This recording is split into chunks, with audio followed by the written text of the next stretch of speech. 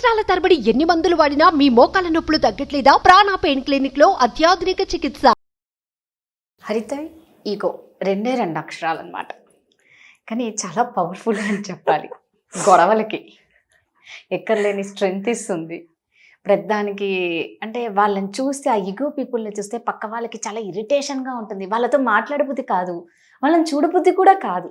But కొన్నిసార్లు compulsory వాళ్ళతోనే మనం ఉండాల్సిన సిచ్యువేషన్స్ కూడా వస్తాయి.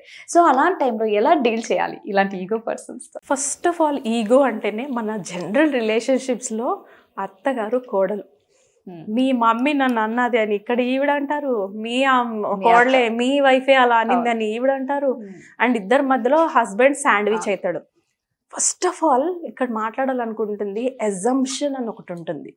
నిజంగా వాళ్ళు నా గురించే మాట్లాడారా? ఆ పాయింట్ నుంచి మనం ఆలోచించాలి. ఇప్పుడు మీరు ఉన్నారు, మీరు 10 మందితో మాట్లాడుకుంటున్నారు, నేను పక్కన ఫోన్ చూస్తూ ఉన్నాను, నేను పట్టించుకోవట్లా. సో సపోజ్ నువ్వు అన్నావు, చూసావా హరిత మనతో మాట్లాడలేదు అని అన్నావు అనుకో, I will take it personally. Because మీరు నా మాట తీసారు, నా పేరు వచ్చింది, సో ఎక్స్క్యూజ్ మీ అని నేను మిమ్మల్ని అడగొచ్చు. లేదు మీరు హరిత అని తీయలేదు, కొంతమంది ఉంటారు అసలు మనం పట్టించుకోరు, ఫోన్లు చూసుకుంటూ ఉంటారు అని మీరు ఏదో అనుకుంటున్నారు. అప్పుడు నేను ఏం చేయాలి ఆ సిచ్యువేషన్లో అంటే, నన్ను అనలేదు కాబట్టి why should I take it personally? ప్రపంచంలో ఏం జరుగుతున్నా నా మీదకేనా, నా గురించేనా? అక్కడెవరో ఏదో మాట్లాడుకుంటున్న ఆ గ్రూప్ నా గురించేనా? అంటే ఇక్కడ నేనేం చెప్తున్నా, డోంట్ అజ్యూమ్ ఇన్ రిలేషన్షిప్స్. మా అత్తగారు ఇప్పుడు మా అమ్మాయి బాగా డ్రైవింగ్ చేస్తుంది అనింది, నేను డ్రైవింగ్ చేసి రాగానే ఈ మాట అనింది. పక్కన నన్ను ఏం కనబడలేదు కానీ మీ కూతురు గురించి మాట్లాడతారా అని నేను ఇప్పుడు వెళ్ళి మా హస్బెండ్తో గొడవ పడవచ్చు.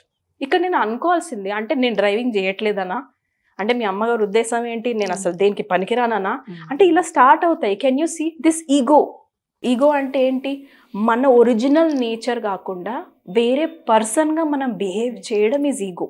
బీ యువర్ సెల్ఫ్నా, మనం మనలాగే ఉండొచ్చు కదా. Why should we copy others? Why should be behave like others? అంటే వాళ్ళని చూసి ఇప్పుడు మనకు నచ్చితే ఇన్స్పైర్ అయ్యి మనం ఆ బిహేవియర్స్ కాపీ చేయడం వేరు. వాళ్ళు వెట్కారం మాట్లాడుతున్నారు, వాళ్ళు నాకు పొగరుగా మాట్లాడుతున్నారు, సో నేను పొగరుగా రిప్లై ఇస్తా. Is ego. Don't take things personally. Most importantly ఆడవాళ్ళు ఉంటారు చూసారా, మనం మెయిన్ ఇంపార్టెంట్ ఏంటంటే అన్నీ మనవి అనుకుంటాం, అందరు మనల్ని మాట్లాడుతున్నారు అనుకుంటాం. You can relieve it. Don't take things personally. Assumption is very important. నన్ను అనట్లేదు, మోస్ట్ ఇంపార్టెంట్లీ రిలేషన్షిప్స్లో నన్నే అంటున్నారా అనట్లేదు అన్న లెవెల్ నుంచి మనల్ని మనం అడగాలి లోపల. లేకపోతే మనల్ని అంటున్నారని ఫీల్ అయిపోయి వాళ్ళు రేపు పొద్దున్న అయ్యో నేను ఉద్దేశమే లేదు, నేను యాక్చువల్గా ఆ పర్సన్ గురించి మాట్లాడినా అని అన్నారనుకో, 24 hours సఫర్ అయిన వాళ్ళు ఉంటారు అందులో. ఇది ఎందుకు అవుతుంది? మా 24 hours సఫరింగ్ ఎందుకు అవుతుందంటే ఆల్రెడీ లోపల ఇన్సెక్యూరిటీస్ ఉంటాయి. ఆల్రెడీ నా పైన నాకు ఎంపతి లేదు, జాలి దయా కరుణ నా మీద నేనే చూపించట్లేదు, చాలా స్ట్రిక్ట్గా ఉంటాను. హరిత ఇది చేయకపోతే నువ్వు వేస్ట్ ఫెలో అని ఆల్రెడీ 10 సార్లు అనుకున్నాను. సపోజ్ మీరు వచ్చి ఏదైనా ఒక మాట అంటారు, నువ్వు ఎందుకు చేయలేదు అనగా నేను మీ పైన బర్స్ట్ అవుతా. మీకు ఎప్పుడు పనే కావాలా, మీకు ఎప్పుడు ఇదే కావాలా, నేను మీ పైన బర్స్ట్ అవుతా. దిస్ ఈజ్ బికాస్ నాకు అలైన్మెంట్ లేదు నాతోని, నా మీద నాకు మంచి రిలేషన్షిప్ లేదు నాతోని. ఓన్లీ దెన్ మీరు ఏమన్నా నేను హర్ట్ అవుతున్నాను. So just know more about yourself. నా స్ట్రెంగ్స్ ఏంటి, నా వీక్నెసెస్ ఏంటి. ఈగో అంటే బీయింగ్ యువర్ సెల్ఫ్. ఈగో రాని పర్సన్స్ ఎలా ఉంటారంటే they are happy with themselves. నాకు ఎవరు అవసరం లేదు, లేదా అందరూ ఉన్నా కూడా ఐఎమ్ ఓకే విత్ ఎవ్రీబడి. ఎందుకంటే నేను ఎలా యాక్సెప్ట్ చేస్తానో చుట్టుపక్కల వాళ్ళని అలానే యాక్సెప్ట్ చేస్తూ ఉంటాను. రైట్? సో ఈగో గురించి మాట్లాడాలంటే పాజిటివిటీ గురించి మాట్లాడతాను, దీనికి ఆపోజిట్ చెప్తాను. అంటే పొగరుగా మనం మాట్లాడితే మనుషులు ఆబ్వియస్లీ హర్ట్ అవుతారు, వాళ్ళు గొడవలు పెరుగుతాయి, ఆర్గ్యుమెంట్స్ వెళ్తాము, సమ్ టైమ్స్ రిలేషన్షిప్ బ్రేక్ అయిపోవచ్చు. అది బెటరా? లేదంటే ఒక అమ్మాయి ఒక ఎగ్జాంపుల్ చెప్పింది, నాకు చాలా బాగా నచ్చింది. ఒక వర్డ్స్ ఇంత హీల్ చేయొచ్చా అని. సో అమ్మాయి లైఫ్ అంతా కూడా ఇన్సెక్యూరిటీతోని, డిప్రెషన్తోని, భయంగా బిక్కు అనుకుంటూ పెరిగేది అనమాట. ఫాదర్ లేరు, మదరే పెంచింది అమ్మాయి. సో అమ్మాయి ఎంతసేపు భయంగా లోపల ఎవరేమన్నా సరే హర్ట్ అయిపోవటము చాలా. యూ కెన్ సీనా సింగిల్ చైల్డ్ అంటేనే, సింగిల్ పేరెంట్. సో ఈ అమ్మాయి ఏం చేసిందంటే ఎప్పుడు కూడా లోన్లీగా ఉండేది. అంటే మోస్ట్ ఇంపార్టెంట్లీ అది కూడా ఒక స్కూల్ నుంచి ఇంకో స్కూల్కి ట్రాన్స్ఫర్ చేశారు మేబీ ఇంటర్ టైంలో. ఇంకా ఇన్సెక్యూరిటీస్ పెరిగిపోయినాయి. ఎవరితో మాట్లాడలేకపోవడం, ఎవరన్నా నవ్వుతుంటే అది నన్నే చూసి నవ్వుతున్నారు అని అనుకోవటం. ఇంత ఇన్సెక్యూరిటీస్లో ఏమైందంటే అమ్మాయి ఒక లోన్లీనెస్లోకి వెళ్ళిపోయి వాళ్ళ అమ్మని ఇరిటేట్ చేసి తను ఇరిటేట్ అయిపోయి నేను స్కూల్కి వెళ్ళానని కంప్లైంట్ చేస్తూ ఉన్న అమ్మాయి హాయ్ అని నవ్వుతూ పలకరించాడట. I will see you again అన్నాడట. ఇంకేం లేదు, hi I will see you again. ఆ ఒక్క స్మైల్తోని అతను పలకరించిన దానికి ఆ అమ్మాయి హీలింగ్ అవ్వడం స్టార్ట్ అయిందంట. అప్పుడు వాళ్ళ అమ్మకి అర్థమైంది తనకు ఒక మంచి ప్రేమ, తనకు ఒక హోప్ ఇంకేం అడగట్లేదని. వాళ్ళ అమ్మ ఏం చేస్తుందంటే చిన్న స్టిక్కీ నోట్స్ ఉంటుంది కదా, స్టిక్కీ నోట్స్లో hello dear please eat this fruits అని ఫ్రిడ్జ్ పైన స్టిక్ చేయటం, hello dear how are you smiling అని చిన్న చిన్న స్టిక్కీ నోట్స్లో అక్కడక్కడ పెట్టింది.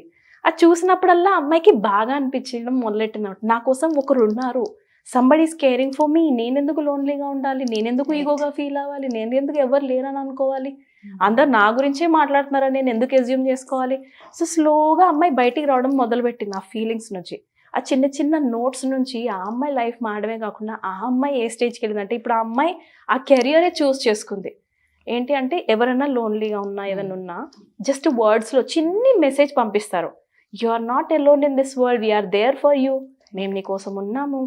ఆ చిన్న స్టిక్కీ నోట్స్ వల్ల అలా ఇస్తూ ఇస్తూ ఇస్తూ కొంతమంది ద్వారా రిలేటివ్స్ ద్వారా ఊరికెలా స్ప్రెడ్ చేశారు. గ్రీటింగ్ కార్డ్స్ ఇవ్వడానికి ఏముంది, న్యూ ఇయర్కి ఏదైనా పండగలకి అలా ఇస్తూ ఇస్తూ ఇస్తూ ఏమైందంటే ఒక అమ్మాయి ఆ లెటర్స్ వల్లనే అబ్యూజివ్ రిలేషన్షిప్, అది కూడా ఫిజికల్ అసాల్ట్ కూడా ఉండింది ఆ అమ్మాయి లైఫ్లో.